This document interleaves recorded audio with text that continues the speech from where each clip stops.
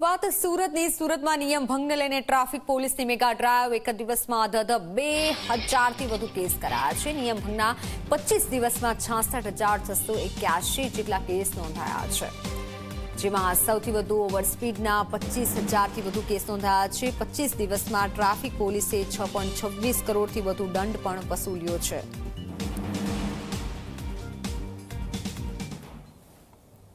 આની અમે છેલ્લા 1 મહિનાથી ડ્રાઈવ કરી રહ્યા છે।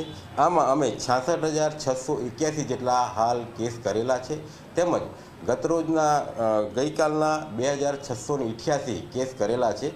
અને આવા રોંગ સાઈડ અથવા તો જે ટ્રાફિક નિયમોના ભંગ કરી રહ્યા છે એના વિરુદ્ધ હાલ અમારી ડ્રાઈવ કન્ટિન્યુઅસ ચાલુ છે।